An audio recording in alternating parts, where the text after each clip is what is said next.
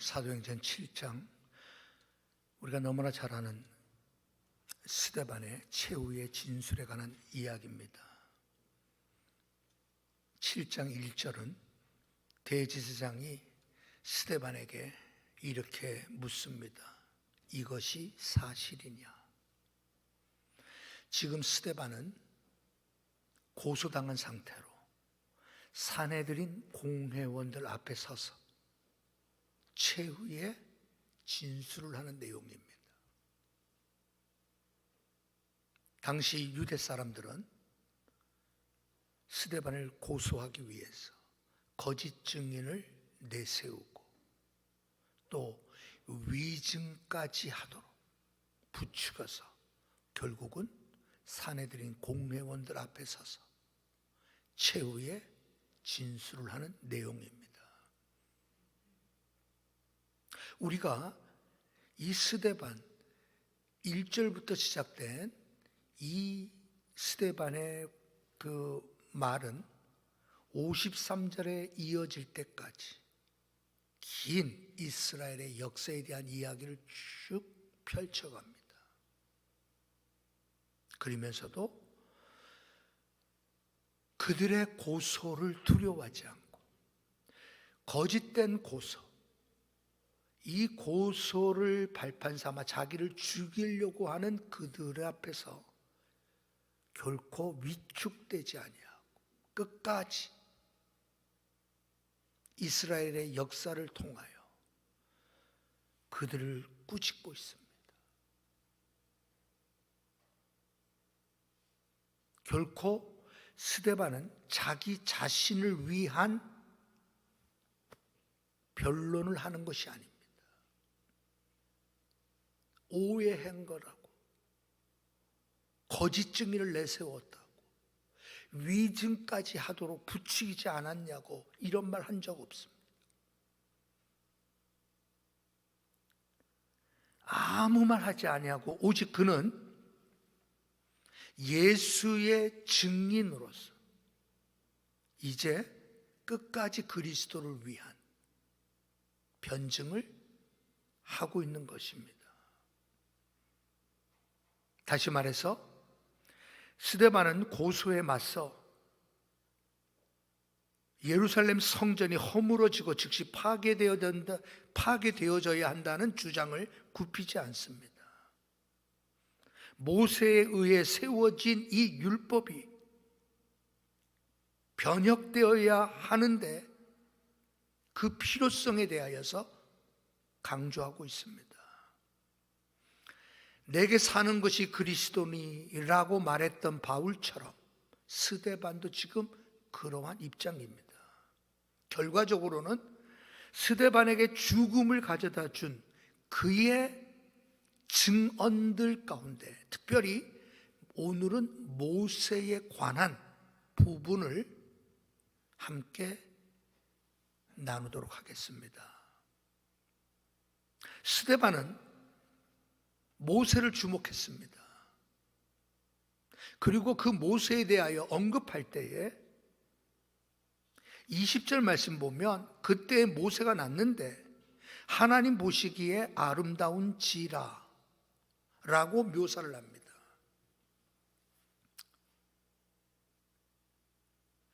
스데반의 입장에서 모세를 지금 보는 겁니다. 모세에 대하여 언급할 때에 스데반은 하나님 보시기에 아름다운 자라고 모세를 그렇게 묘사를 합니다.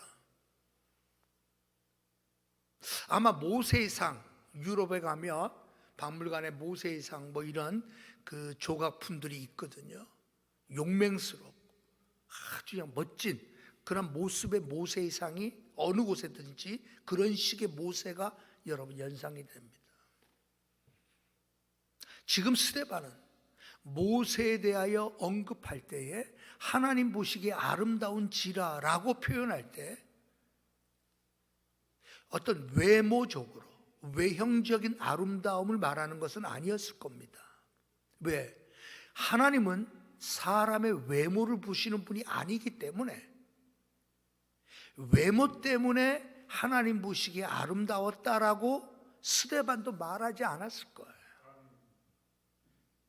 스데반이 모세를 바라보는 순간 하나님 보시기에 아름다운 자라라고 표현한 것을 보면 우리가 생각하는 아름다움과는 다릅니다. 쉽게 얘기해서 여러분, 창세기 1장에 보면 하나님께서 천지를 창조하시는 과정이 나오면서 여러분, 그때마다 하나님께서는 뭐라고 말씀하셨죠? 하나님께서 지으신, 하나님께서 만드신 그 피조물들을 바라보시면서 하나님 보기에 좋았더라 라고 말하죠. 그리고 인간을 창조하시고 난 이후에 하나님 보시기에 심히 좋았더라라고 여러분 창세기 1장에 그렇게 나오죠. 바로 그겁니다. 거기에 썼던 하나님 보시기에 좋았더라 라는 요 표현과 오늘 스데반이 하나님 보시기에 아름다운지라 라고 하는 아름다운지라라고 하는 단어는 같은 단어입니다. 그러면 이해가 되시죠? 아, 스데반이 그냥 외모로 야, 모세 그놈 참 잘생겼네, 야, 멋지네, 아니라는 거예요. 하나님 보시기에 아름다운 자였다라고 스데반은 강조하는 이유가 뭐예요? 그것은 하나님의 계획 안에, 하나님의 섭리 안에, 하나님의 주권적으로 태어나게 한, 그래서 하나님의 은혜가 그 안에 머물러 있음을 스데반은 바라본 거란 말이에요. 그냥 우연히 여러분 태어난 아이가 모세가 아니라는 거예요. 모세는 이스라엘을 구원하기 위하여 하나님께서 예정하시고 그리고 때가 참에 그를 애굽 땅에 보내신 거라는 거예요. 왜? 하나님과 아브라함과 맺은 약속이 있었기 때문에. 여러분 성경에서 아브라함과 무슨 언약을 맺으셨죠? 내가 너로 하여금 큰 민족을 이루게 할 것이다. 야곱이 두려워 애굽에 갈까 말까 할 때 야곱에게 나타나셔서 하나님께서 야곱에게 말씀하잖아요. 야곱아, 애굽 내려가기를 두려워하지 말라. 내가 너를 그곳에서 큰 민족을 이루게 하리라 라고 약속을 해주셔요. 그때 야곱이 그래, 우리 애굽에 가자. 먹을 것도 여기 없는데. 그래서 70명의 가족을 데리고 애굽으로 내려가게 된 거죠. 그리고 여러분 그곳에서 400년간 애굽에서 살았던 거예요. 자, 오늘 성경은 여러분 그때의 모세가 났다라고 할 때 그때는 여러분 정말 죽음의 때, 죽음의 환경 가운데 있었던 그때를 말합니다. 왜냐고 하면 요셉을 알지 못하는 새 왕이 나라를 다스리고 있었기 때문에. 그러니까 모세가 태어났을 때는 여러분 어느 때였는가 하면 이제 여러분 300여 년이 지난, 야곱이 애굽에 내려간 지 300여 년이 지난 그때예요. 그러니까 야곱이 내려갔을 때만 해도 애굽을 다스리던 왕조는 셈족 계통인, 셈족 계통, 다시 말해서 아시아인들을 중심으로 아시아인 셈족 계통의 사람들이 애굽 땅을 다스렸던 힉소스 왕조의 때였어요. 그러니까 요셉도 셈족 사람입니다. 그 당시 애굽을 통치하고 있던 왕조가 힉소스 왕조였었던 때예요. 즉 외부인이 애굽을 다스리고 있었는데 그만 BC 1580년에 그 왕조가 무너집니다. 그리고 애굽에 18번째 왕조가 세워져요. 그래서 18왕조라 그러는데 이 왕조는 순수 애굽 사람이 혈통으로 된 왕조입니다. 그러니까 본토 애굽 사람들이 지금까지 침략군들에 의하여 나라가 빼앗겼던 애굽을 되찾아 그들을 몰아내고 그리고 애굽의 왕이 나라를 다스리게 됩니다. 그게 이제 역사적인 문헌에 따르면 아흐모세 1세입니다. 그러니까 이 사람은 셈족 계통의 아시아 사람들을 물리치고 다 몰아내버리고 애굽 본토 사람이 애굽을 다스리는 거예요. 그러다 보니까 여러분, 과거에 있었던 왕조의 흔적을 다 사라지게 만들겠죠. 과거에 여러분 역사를 빼앗겼던 그 역사에 관한 이야기에 대하여 그들은 얼마나 여러분 분노했을까요? 그래서 성경은 요셉을 알지 못하는 왕이 나타났다라고 말한 겁니다. 자, 그러다 보니까 여러분, 이제 그 히브리 사람마저도 그들의 눈에는 좋게 안 보이죠. 셈족 계통 사람인데 히브리 민족은, 아니 저 이방인이 우리나라 땅에 들어와서 저렇게 잘 산단 말이야. 아니 저렇게 번성하고, 아니 저렇게 기름지게 살아. 그때부터 여러분 핍박이 가해지기 시작하죠. 그러니까 300년 동안은 태평세월이었다면 이제 왕조가 바뀌고 난 이후에 히브리 민족은 고통의 시간이 100여 년이 걸리는 거예요. 노예의 생활. 그러니까 이들에게 노예를 생활을 하는데 더 심하게, 더욱더 심하게, 그러니까 민족 말살 정책을 하는 거예요. 그래도 안 되니까 결국 어떻게 해요? 히브리 사람들이 낳은 사내 아이는 하수에 내다 던져버리라고 끔찍한 명령까지 내리죠. 왜? 히브리 민족은 여러분 번성하고 번창하는 것이 핍박이 온다 하더라도 멈추지를 않는 거예요. 고통을 준다고 해서 여러분 위축되지가 않는 거예요. 바로 그때 히브리 사람 사내라면 태어나면 모두 다 강물에 던지라, 죽이라 라고 명령을 내렸던 바로 그때. 그래서 성경은, 아니 스데반은 그때예라는 표현을 그렇게 쓴 겁니다. 편하고 안락하고 막 이럴 때 모세가 태어난 게 아니라 죽음의 환경 속에서 태어난 모세를 여러분 강조하는 이유가 뭘까요? 예수 그리스도를 연상시키는 겁니다. 스데반의 머릿속에는 모세에 태어나는 그 과정이 너무나 예수님과 흡사한 거예요. 지금 스데반은 여러분 죽음으로써 그가 했던 이 변증의 내용, 최후의 변론의 내용은 그의 머릿속에는 예수 그리스도에 관한 것밖에 없습니다.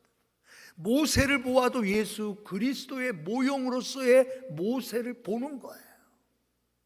그래서 여러분 그때에 그가 태어난 그 상황을 보니까 헤롯 대왕이 예수님이 이 땅에 태어나셨을 때 어떻게 했죠? 모든 사내 아이를 다 죽이라라고 명령했던 거와 너무나도 똑같은 거예요. 그래서 여러분 모세를 설명할 때, 표현할 때 그때의 모세가 태어났던 그 상황을 지적하는 거예요. 아니 여러분 편하게 태어날 때도 있었죠. 하나님은 하실 수 있잖아요. 걱정할 것 없을 때, 걱정할 일이 없이 그냥 모세가 태어나게 하실 수도 있잖아요. 그러나 여러분 하나님께서 주장하시고 하나님이 다스리는 것은 우리는 이해할 수가 없죠.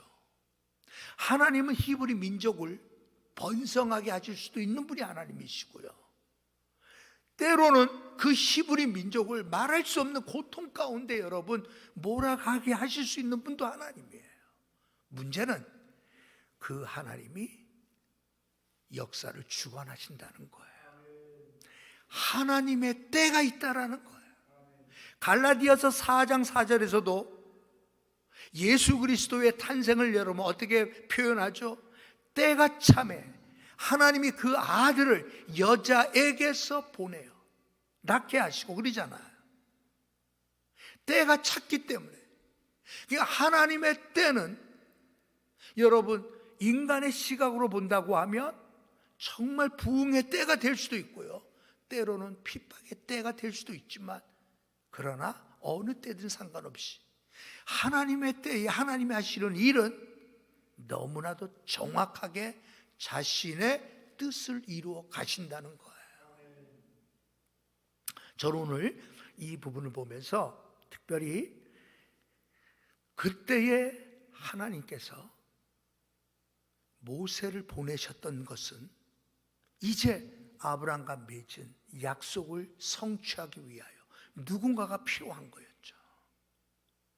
그 누군가를 하나님은 모세를 찍은 거예요. 그래서 그 모세를 여러분 태어나게 만든 거죠. 기가 막힌 상황 가운데 모세를 태어나게 하셨던 이 상황 속에서 하나님은 이 일을 이루시는 데에 가장 중요한 사람을 세웠어요. 그게 누군가 하면 부모님입니다. 예. 우리가 여러분 기껏해야 석 달 동안을 길렀던 거죠. 석 달 동안 기르고 이제 더 이상 숨길 수가 없어서 갈대 상자에 넣어 그냥 강물로 떠내 보낼 수밖에 없었던 그 부모였지만, 석 달 동안을 여러분 성경은 어떻게 표현하는가 하면 믿음으로라는 표현을 히브리서에서는 씁니다.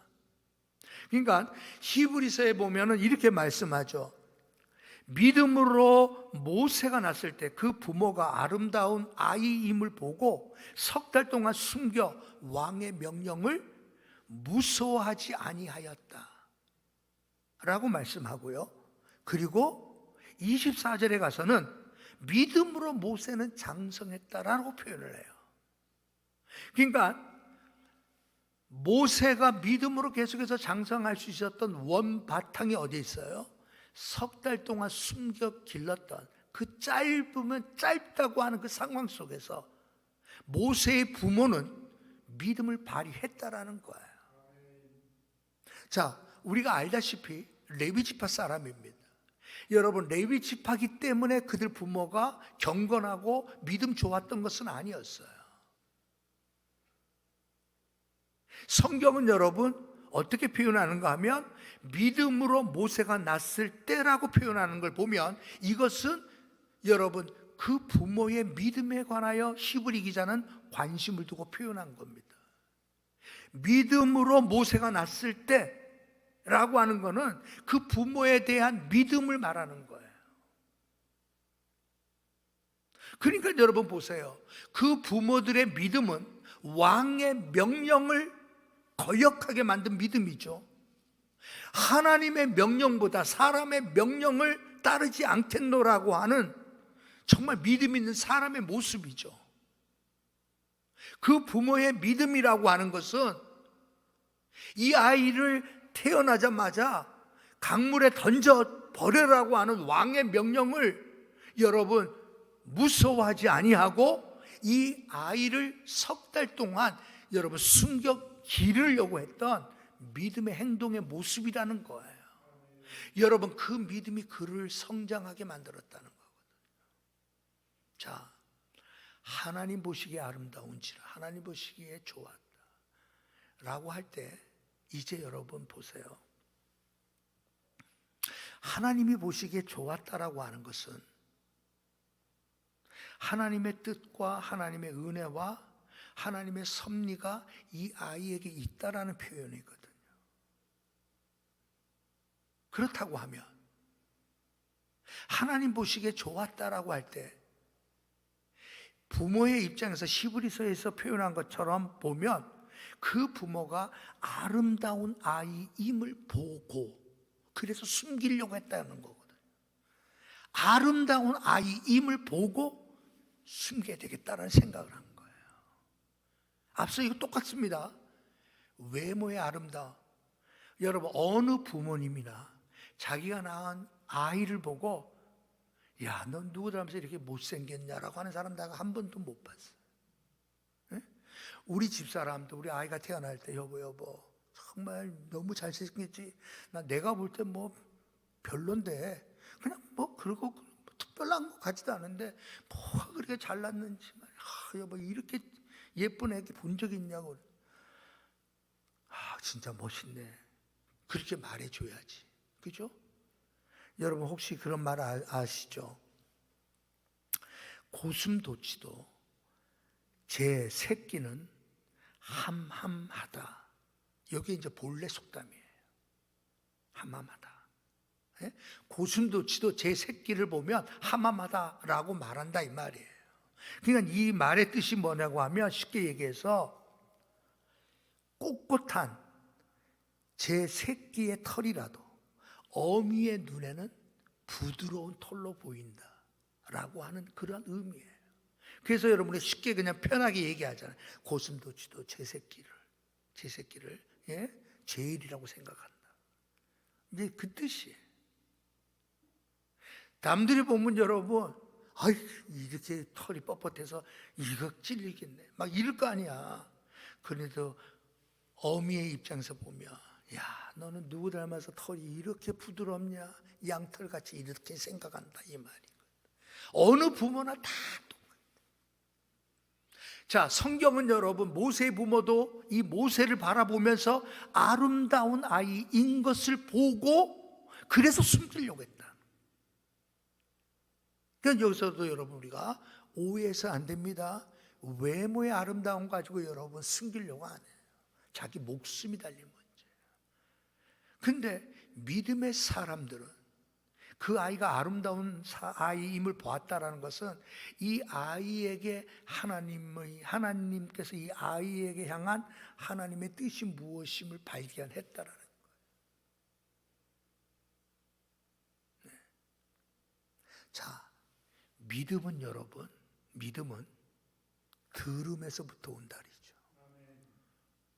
이 들음은 하나님의 말씀, 그리스도의 말씀으로 말미암는 거예요. 그죠? 자, 여기서 말씀하고자 하는 내용이 뭐예요? 믿음은 들음에서부터 시작한다고 할 때, 여러분 믿음이 우리 안에서 발휘하는 것은 하나님께서 자신을 계시해 주셔야 가능한 겁니다. 여러분 계시라고 하는 것은 드러내 보인다라는 뜻이거든요. 하나님이 자신을 드러내 보여주실 때 우리의 믿음은 자라는 거예요. 참 좋으신 하나님이라고 찬송이 우리 입에서 터져 나올 때, 정말 너무나 좋으신 하나님이 내 마음에 느껴질 때, 하나님이 참 좋으신 하나님은 나에게 보여줬을 때, 여러분 우리의 믿음은 샥 자라는 거예요. 한없는 은혜를 베풀어 주시는 하나님이라고 우리가 눈물로서 찬송하는 순간, 한없는 은혜를 베풀어 주시는 그 은혜를 맛본 자들은 하나님을 그렇게 찬송하죠. 여러분 그게 계시예요. 하나님이 성령을 통하여 우리에게 감동을 주셔서 그 하나님을 알아갈 때, 하나님의 어떤 징조를 눈치챘을 때, 여러분 우리의 마음은 한없이 기쁘고 넘치는 감격으로. 그래서 여러분 보세요. 모세의 부모는 이 아이가 아름다운 아이인 줄로 알고 석 달을 숨겼다라고 할 때 바로 거기에 답이 있는 거예요. 이 아이가 하나님께서 이 민족을 구원해 주시기 위하여 하나님이 택한 아이였음을 성령을 통하여 알게 되었다라는 뜻이에요. 하나님이 보시기에 아름다운 지라라고 하는 것은, 스데반도 여러분 이 모세가 그냥 우연히 태어난 아이가 아니라 하나님의 섭리 가운데 태어난 아이가 모세였다라고 말하는 겁니다. 이 모세는 예수 그리스도를 예표한 자로서 하나님의 은혜가 그 아이 위에 임했던 것을 스데반은 보았기 때문에 저 표현을 했다 이 말이에요. 이해되시죠? 오늘도 하나님은 우리를 보시잖아요. 여러분 사람이 사람을 볼 때는 기양이면 깨끗한 게 낫죠. 그죠? 여러분 사람이 사람을 볼 때는 기양이면 멋있으면 낫겠죠. 기양의 사람과 사람의 서로 보는 사이라면 그래도 여러분 좀 훤칠하고 좀 깨끗하고 좀 멋지고 하는 게 낫겠죠. 하나님이 우리를 보실 때는 뭘 보고 아름답다라고 표현할까요? 모세의 부모처럼 믿음으로 살아가는 것이 하나님 보실 때 아름다운 거예요. 믿음으로 산다는 것이 앞서 말씀드렸지만 하나님이 내게 뭔가 감동을 주셔야 돼. 하루를 살던 일주일을 살던 하나님이 내 마음에 감동을 주신 은혜가 있어야 믿음으로 사는 거예요. 왜? 믿음은 들음에서부터 오는 거예요. 성령께서 내 마음속에 뭔가를 사인을 주셔야 돼요. 헌신하도록 사인을 주시고, 충성하도록 사인을 주시고, 사랑하도록 사인을 주시고, 섬기도록 사인을 주실 때, 여러분, 우리는 그렇게 사는 거예요. 어저께도 여러분 보니까 추웠잖아요.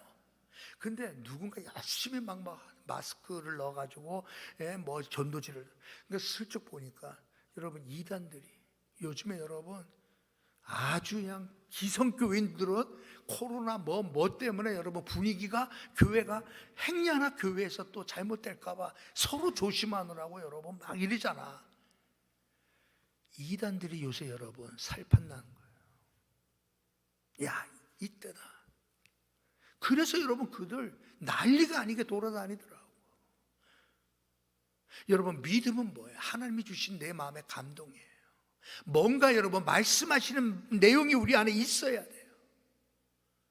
여러분이 성경을 통해서든지 아니면 여러분들이 기도하는 가운데서라든지 아니면 주님을 묵상하는 가운데서라든지 뭔가 하나님이 내게 말씀해 주시는 것이 있어야 돼요. 감동되어지는 것이 우리 안에 있어야 돼요.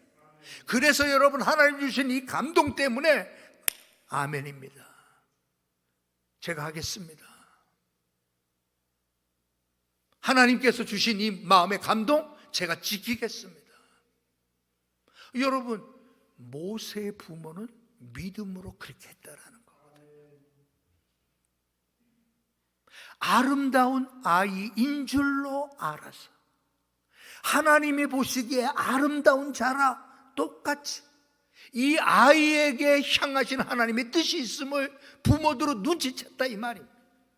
단순히 하나님이 우리에게 주신 멋진 아이라는 선물이 아니라 이 아이를 통하여 우리 민족을 구원하시고 아브라함과 맺었던 그 언약을 이행하도록 내가 400년 후에 이방 땅에서 민족을 이끌고 이곳으로 다시 돌아오게 하리라라고 약속하셨던 그 약속을 이루기 위하여 하나님이 이 아이를 택하셨구나.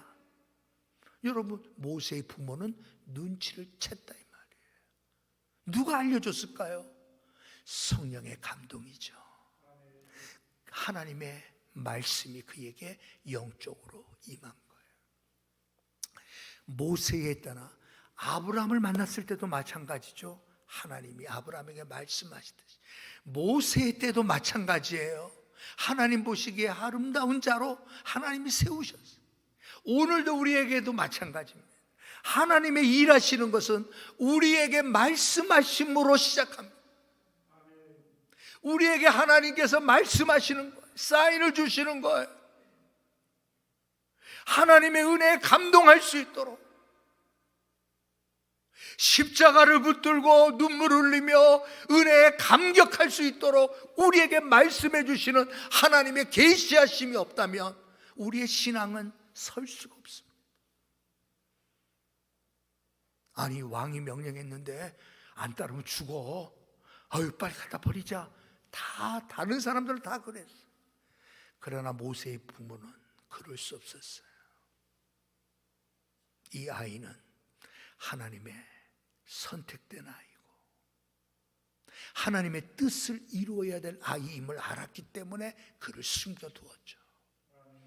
그렇다고 한다면 모세의 부모가 할 수 있는 일은 뭘까요? 숨길 수 있을 만큼 숨겼던 거예요. 더 이상 숨길 수가 없었어요. 어떤 여러분 학자들은 당시에 과연 이스라엘 백성들이 왕의 명령을 잘 따르나 안 따르나 3개월마다 여러분 호구 조사를 했다라고도 얘기해요. 그러니까 이제 조사 나오면 이제는 뭐 영락 없는데 뭐. 여하튼 간에 여러분, 이제는 더 이상 숨길 수가 없게 되었을 때 모세의 부모들이 할 수 있었던 것은 뭐죠? 갈대 상자를 만들어 아이를 그곳에 넣어 강에 떠내려 보내는 것밖에 없죠. 방법이 없어요. 그렇다고 한다면 여러분 생각해 보세요. 행여나 이 아이가 탄 이 상자가 쉽게 물에 빠져들지 않도록 그 부모들이 할 수 있는 최선은 역청을 바르고 물이 들어오지 못하도록 진을 발라서 행여나 물방울 하나라도 이 아이에게 다가오지 못하도록 바르는 것 외에는 그가 할 수 있는 일이 없었어요. 그리고 강에 떠내려 보내요. 내가 할 수 있는 일은 여기까지입니다. 이제 이 바톤을 하나님 받아 주십시오, 그 말이에요. 내가 달려올 수 있는 만큼 달려왔습니다. 이제 내가 더 이상 나는 달릴 수가 없습니다. 이제 이 아이의 인생을 하나님 맡아 주십시오라고 하나님께 바톤을 넘긴 것밖에 없어요. 여러분, 내가 할 수 있는 일은 없어요. 이제는 하나님이 하셔야 되는 거예요. 하나님이 어떻게 하시는지 우리 너무 잘 알잖아요. 아니, 하필이면 그때의 바로의 딸이 그 강가에 나와 목욕을 하게 될 줄이야. 수많은 사람이 강가에 있었을 텐데 하필이면 바로의 딸이 그것을 발견하게 되었을 줄이야. 여러분, 이 바로의 딸이 시시한 바로의 딸 아닙니다. 나중에 여러분, 이 바로의 이 딸이라고 표현한 이 남편은 왕이 된 지, 튜트모스의 2세예요. 왕이 된 지 10년이 채 안 돼서 급사합니다. 그래서 10살 날 양아들이 왕이 돼요. 이게 튜트모스 3세예요. 바로 그 어머니예요. 남편이 일찍 죽으니까 왕위를 계승해야 될 사람이 없으니까 10살 날 자기 아들을 여러분 왕위를 계승시키는 거예요. 바로 이게 모세의 양아들 삼았던 바로의 딸이라는 사람입니다. 그러니까 모세는 여러분 잘하면 왕위를 계승받을 만한 위치에 오를 수도 있었다 이 말입니다. 여러분, 누가 이렇게 극본을 쓴다 할지라도 쓸 수가 없을 거예요. 아니, 영화를 이렇게 찍어내면 기가 막힐 거예요. 이야, 어떻게 이게 가능할까? 여러분, 하나님이 인도하신 거죠. 우리는 여러분 바톤을 하나님 앞에 넘겨드려야 될 때가 있잖아요. 죽음의 문턱에서 아직도 여러분 바톤을 내가 잡고 있을 수 있습니까? 내 인생에 어려운 일을 만나고 절벽 같은 상황을 만들고, 여러분 그때 우리가 할 수 있는 일은 뭐예요? 바톤을 하나님 앞에 넘겨드리는 거예요. 내가 할 수 있는 최선은 어디까지예요? 죽기까지 기도하는 겁니다. 내가 할 수 있는 최선은 내가 하나님을 붙드는 것 외에는 없어. 이제 하나님, 인생의 이 무거운 짐을 하나님 맡아주십시오. 내 인생의 바톤을 하나님 앞에 넘깁니다. 그 하나님은 여러분 비록 강물에 떠내려가는 이제 곧 죽음이 임박한 존재가 될는지 모르지만, 그러나 하나님은 예비하신 사람을 두셔요. 죽음으로부터 건져줄 사람을 준비시켜놨어요. 그것도 시시한 사람이 아니라 애굽의 통치자의 딸이었어요. 놀랍지 않아요? 여러분, 우연일 수가 없다는 거죠. 필연이죠. 필연입니다. 기도하는 자는 필연적으로 승리합니다. 기도를 잃어버리면 필연 망합니다. 하나님을 사랑하지 않는 자는 망합니다. 하나님을 두려워하지 않는 자는 망합니다. 그러나 하나님을 두려워하고 사람을 두려워하지 않고